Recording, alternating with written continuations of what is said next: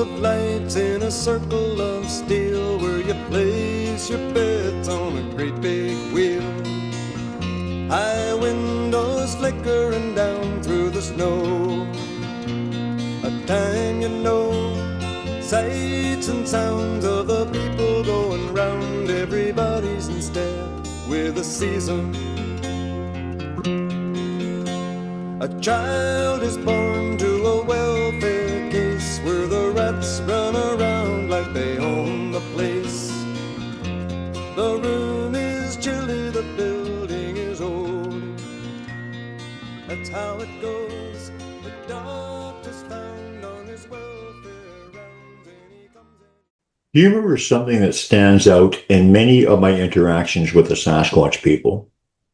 It is a big element of this account, but it is just part of the multi-layered aspects prevalent in most of my interactions with them.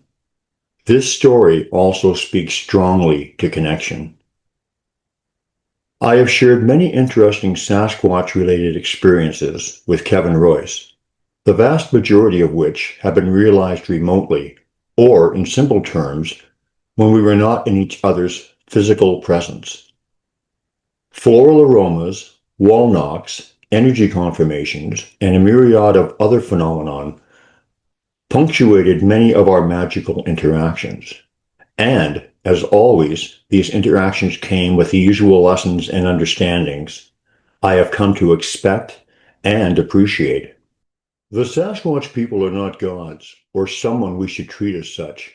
They are higher vibration beings, teachers who understand the undeniable connection of everything. We are an equal part of that connection. And when we come to that freeing realization, everything changes.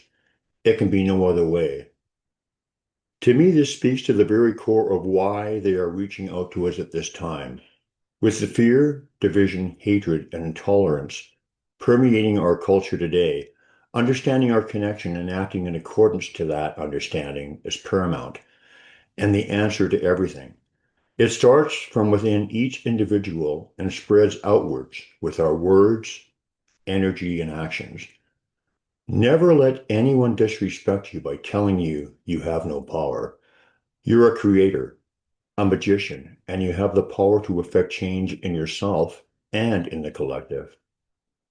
On many occasions with Kevin and others, I have felt the distinct presence of something outside of myself listening into my conversations. It definitely has something to do with knowing, but it is also about feeling and reading energy. Our guides, and in particular the Sasquatch people, have the ability to listen into our conversations and or place thoughts in our head. Telepathy or classic mind speak would also fall into this category. Personally, I have never found thought placement to be intrusive.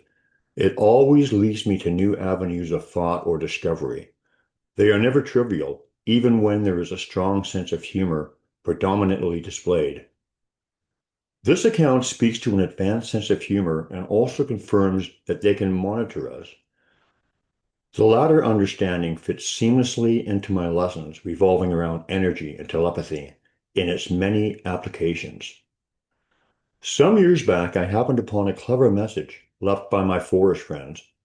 It represented a happy face. I recall smiling broadly.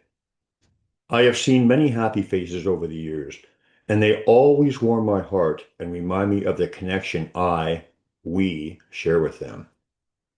Shortly thereafter, I shared this picture with Kevin Royce, and the humor behind it and its significance did not escape him.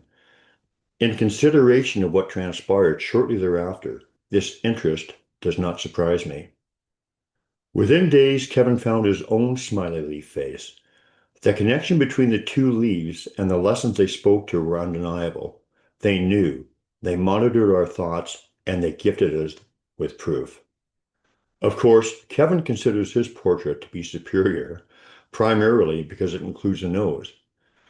Regardless, the lessons and the humor behind them are undeniable, and we are both richer for the teachings bestowed. I have always said the Sasquatch people are patient teachers, particularly to those that listen, and this account speaks fluently to that understanding.